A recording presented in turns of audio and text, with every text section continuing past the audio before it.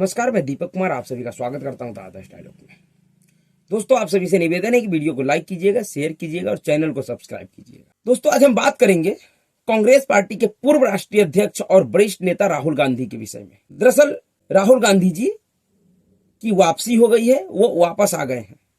और जब मैं वापस आने की बात कहता हूं तो उनके विदेशी दौरों से संबंधित होता है। दरअसल आज से पहले हम सभी बार बार सुनते थे कि राहुल गांधी इटली चले गए, अमेरिका चले गए, फ्रांस चले गए, जापान चले गए, ब्रिटेन चले गए, ऑस्ट्रेलिया चले गए।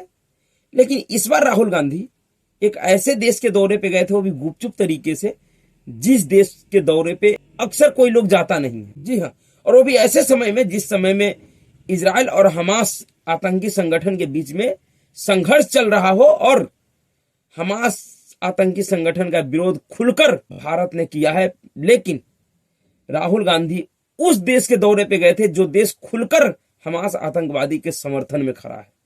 जी हाँ, राहुल गांधी इस बार उज्बेकिस्तान की यात्रा पर, वह उज्बेकिस्तान जो एक कट्टर इस्लामिक देश है और ओआईसी का सदस्य है, जो ओआईसी और पूरा इस्लामिक कंट्री इस समय फिलिस्तीन के आतंकवादी संगठन हमास के साथ खड़ा, उस देश के दौरे पे राहुल गांधी गए थे। और आप सभी को ध्यान रखना चाहिए कि इस समय किसी भी इस्लामिक देश का दौरा इसलिए भी महत्वपूर्ण हो जाता है कि अभी अभी कतर ने 8 भारतीय पूर्व नौसैनिकों को मौत की सजा सुनाया है। और वह कतर जो दुनिया में जितने भी इस्लामिक आतंकवादी संगठन है सबका पालनहार है। और उज्बेकिस्तान और कतर का बहुत ही गहरा संबंध है। उस उज्बेकिस्तान के दौरे पे भी राहुल गांधी थे, लेकिन वो क्या करने गए थे इसकी कोई आधिकारिक जानकारी ना तो कांग्रेस पार्टी दे रही है और नहीं अभी तक कोई पुष्टि हो पाया है किसी भी जांच एजेंसियों की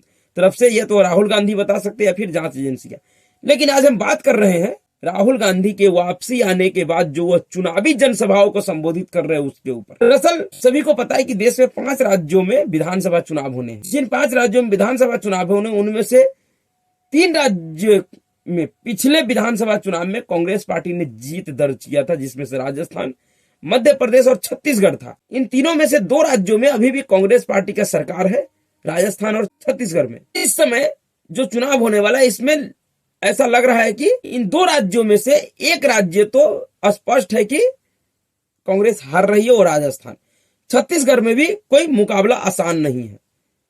लेकिन ऐसे समय में भी अगर राहुल गांधी विदेशी दौरे पे है तो समझना चाहिए कि फिर उनका मकसद इन चुनावी राजनीति से तो कहीं अधिक महत्वपूर्ण है उनका विदेशी दौरा। इसलिए वह चुनावी माहौल को छोड़कर, क्योंकि जब भी कोई चुनाव होता है तो कोई भी राष्ट्र नेता, खास करके राष्ट्रीय स्तर का नेता, अपना सारे कार्यक्रम को छोड़कर चुनाव में लगे रहते हैं। लेकिन राहुल गांधी अगर चुनाव को छोड़कर विदेशी दौरों पे है और वो भी ऐसे कट्टर इस्लामिक देश का दौरा किया है, इनका इतिहास संदिग्धपूर्ण है, कहीं न कहीं चुनाव से अधिक महत्वपूर्ण कार्य है। लेकिन राहुल गांधी की वापसी आते ही उन्होंने चुनावी जनसभा को संबोधित किया, उसमें उनका वही घिसा पीटा एक ही बयान है, अडानी। दरअसल राहुल गांधी के सपने में, कहे तो दिमाग में, अडानी नाम का रिकॉर्डिंग बैठ गया है जो उनके दिमाग से निकल नहीं पा रहा है। सोते जागते, उठते बैठते, हर जगह उनको सिर्फ अडानी दिखता है। और उस अडानी को टारगेट करते करते छत्तीसगढ़ में राहुल गांधी ने ऐसा हमला बोला अडानी के ऊपर कि छत्तीसगढ़ के मुख्यमंत्री का स्थिति बहुत ही अजीब हो गया। राहुल गांधी के भाषण से जितनी परेशानी भारतीय जनता पार्टी को नहीं होगी छत्तीसगढ़ में, उससे कहीं अधिक परेशानी छत्तीसगढ़ के मुख्यमंत्री भूपेश बघेल के चेहरे पे दिखाई दे रहा था। बहुत से वरिष्ठ कांग्रेसी नेता, और यह बात एक वरिष्ठ पत्रकार है प्रदीप सिंह जी, उनके हवाले से मैं कह रहा हूं कि उनके कथन के अनुसार बहुत से वरिष्ठ कांग्रेस के नेता ये कहते हैं कि चुनावी दौर में, चुनाव के समय पे राहुल गांधी को विदेशी दौरे पे इसलिए भेज दिया जाता है क्योंकि चुनाव प्रचार में राहुल गांधी के बयानों से कांग्रेस पार्टी को फायदे से ज्यादा नुकसान होता है। इसलिए कांग्रेस के नेता भी नहीं चाहता कि चुनाव के दौरान राहुल गांधी उनके प्रदेश में जाके कोई चुनाव प्रचार करे। लेकिन आखिर राहुल गांधी को रोक भी तो कोई नहीं सकता है। कांग्रेस में इतनी हिम्मत किसी की नहीं है कि वो राहुल गांधी को रोके कि वो चुनाव प्रचार न करे। और एक तरफ तो यह भी कहा जाता है कि राहुल गांधी भारतीय जनता पार्टी के सबसे बड़ा स्टार प्रचारक, और इस बात को कांग्रेस के नेता भी मानते हैं कि राहुल गांधी के बयान से कांग्रेस को कम बीजेपी को ज्यादा फायदा हो। उसी तरीके का एक बयान छत्तीसगढ़ में राहुल गांधी दे दिए। दरअसल राहुल गांधी अडानी को टारगेट करते करते अपने ही छत्तीसगढ़ के मुख्यमंत्री को टारगेट कर दिया, जिसके बाद भूपेश बघेल जी अरविंद राहुल गांधी के चेहरों को देखते हुए यह सोच रहे थे कि बोले तो क्या बोले। आप राहुल गांधी के इस वीडियो को देखिए, फिर समझ में आएगा कि किस तरीके से राहुल गांधी के हर एक बातों पे छत्तीसगढ़ के मुख्यमंत्री भूपेश बघेल असहज महसूस कर रहे हैं। पहले आप इनके वीडियो को देखिए। किसान के कानून बना दिए उनके लिए। मोदी जी किसानों से कहते हैं नहीं मैं तो आपके लिए फायदा करना चाहता हूं, मैं किसान बिल लाया हूं। सोचते हैं किसान को कोई समझ नहीं है। आप किसानों के जेब में से पैसा छीनने के लिए कानून लाए थे। आप अदानी जी को पैसा देने के लिए कानून लाए थे और आप 24 घंटा अदानी जी की मदद करते रहते हैं। और यहां पे आपके जो चीफ मिनिस्टर हैं वो भी अदानी जी जैसे लोगों के लिए ही काम करते हैं।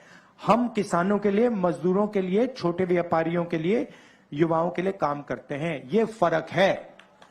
दरअसल एक वीडियो में कह रहे हैं कि नरेंद्र मोदी की सरकार जो 3 कृषि कानून बनाया था वह अडानी के फायदे के लिए बनाया। नरेंद्र मोदी सरकार हर एक काम अडानी के लिए करता है, अडानी के फायदे के लिए करता है, और उसी के फायदे के लिए आपके प्रदेश का मुख्यमंत्री भी काम कर रहा है। यानी कि वो सीधे सीधे कह रहे हैं कि भूपेश बघेल भी अडानी के लिए काम कर रहा है छत्तीसगढ़ में।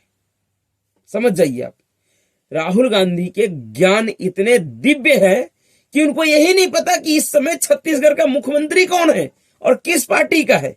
जो सामने बैठा हुआ जनता उनको सुन रही थी, वो क्या समझेगा इस बात पे? वो तो यही ना समझेगा कि भाई मुख्यमंत्री भी अडानी के लिए काम कर रहा है, और ये बात हमें राहुल गांधी बता रहे हैं। यार कितने अच्छे नेता है तो। लेकिन मुख्यमंत्री भूपेश बघेल की मनोदशा को समझिए, वो क्या सोच रहे होंगे कि यार कैसा हमारे राष्ट्रीय नेता है, किस तरीके का बयान दे रहा है। ये तो ऐसे बयान दे रहा है, इनके बयानों से तो हम जो कई एक महीनों से जो पूरा माहौल तैयार किए हैं सारा मट्टी प्लेत हो जाएगा, सारा धरा का धरा रह जाएगा। और ये कोई पहली बार नहीं है। आपको राहुल गांधी का एक प्रेस कॉन्फ्रेंस याद होगा, जब राहुल गांधी को गुजरात के कोर्ट से, लोअर कोर्ट से सरनेम मामले में सजा मिला था 2 साल का।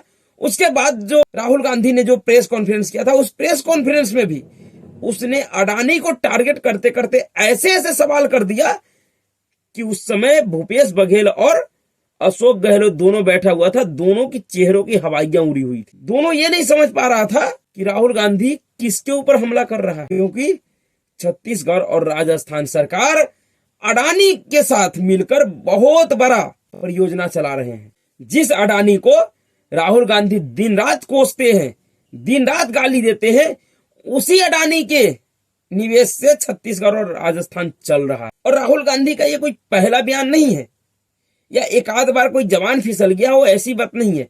उनका एक और वीडियो छत्तीसगढ़ का, ये उसको सुनिए, वो क्या कह रहे हैं किसानों से।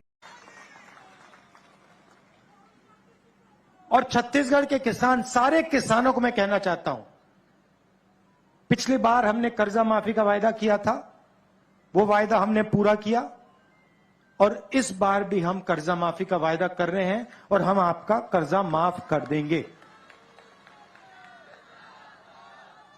सुबह हमने पूछा, किसानों से पूछा, उनकी जमीन के बारे में पूछा, और मैंने उनसे पूछा भाई आप जमीन का रेट क्या है। सीधा मुझे जवाब देते हैं, राहुल जी यहां पे कोई जमीन बेचना नहीं चाहता, हमें अब जमीन बेचने की कोई जरूरत ही नहीं है, कोई कर्जा नहीं है, बैंक अकाउंट में पैसा है, हम जमीन बेचने की सोच ही नहीं रहे। तो यह ऐतिहासिक बदलाव आया है और बहुत गहरा बदलाव आया है, और हम चाहते हैं कि किसान, मजदूर, छोटे व्यापारी और मजबूत हो। देखिए 2 तरीके की सरकार होती। पहले तो किसानों को कह रहे हैं कि हम पिछले बार आपका कर्जा माफ कर दिए थे और इस बार भी हम आपसे वादा करते हैं, आपको भरोसा दिलाते हैं कि हमारी सरकार बनेगी तो हम आपका कर्जा माफ कर देंगे। और उसी के 2-4 सेकंड बाद कहते हैं कि हम छत्तीसगढ़ के किसानों से मिले, उनसे हमने पूछा कि जमीन का भाव कैसा है। उसने कहा कि राहुल गांधी जी, हमको जमीन बेचने की नौबत नहीं आ रही है, हम जमीन नहीं बेचना चाहते हैं क्योंकि हमारे ऊपर कोई कर्जा नहीं है, हमारे बैंक में पैसे जमा हैं, आज हमें किसी तरह का कोई परेशानी नहीं है। यानी एक तरफ ये कह रहे हैं कि हम आपका कर्जा माफ कर देंगे और दूसरी तरफ कह रहे हैं कि छत्तीसगढ़ के किसानों के ऊपर कोई कर्जा ही नहीं है। तो जब कर्जा है ही नहीं तो आप माफ क्या करोगे? जब छत्तीसगढ़ के किसान इतने संपन्न हो गए आपके 5 सालों की सरकार में, तो फिर आप दोबारा से उनका कौन सा कर्जा माफ करने का वादा कर रहे हो? दरअसल राहुल गांधी जी राजनीति का वो ऐसे नेता हो गए हैं जो कब कहां विस्फोट कर देंगे कुछ पता नहीं। जिस तरीके से अनगाइडेड मिसाइल होता है जिसका कोई ठिकाना नहीं हो कि वो कहां फट जाएगा। अभी आप हमास वालों को देखे होइएगा, वो इजराइल के ऊपर हमला करना तो चाह रहे थे लेकिन उनका रॉकेट उन्हीं के अस्पताल पे जाके गिर गया, जिससे 500 से 600 लोगों की मौत हो गई। उसी तरीके से राहुल गांधी का हाल है। राहुल गांधी का कौन सा बयान कांग्रेस पार्टी को ध्वस्त कर देगा, कौन सी बातें कांग्रेस पार्टी को ध्वस्त कर देगा, ये खुद राहुल गांधी को नहीं पता होता है। लेकिन मजबूरी कांग्रेस पार्टी में है, उनके नेताओं में, कि वो राहुल गांधी के बातों को का विरोध नहीं कर सकते हैं। जो राहुल गांधी कहेगा वह नेताओं को मानना पड़ेगा, चाहे वो कितना भी वरिष्ठ क्यों ना हो। तो यह हाल है कांग्रेस पार्टी और राहुल गांधी का। तो अभी के लिए इतना ही। अगर आपको वीडियो विश्लेषण अच्छा लगा हो तो वीडियो को लाइक कीजिएगा, शेयर कीजिएगा और चैनल को सब्सक्राइब कीजिएगा। नमस्कार।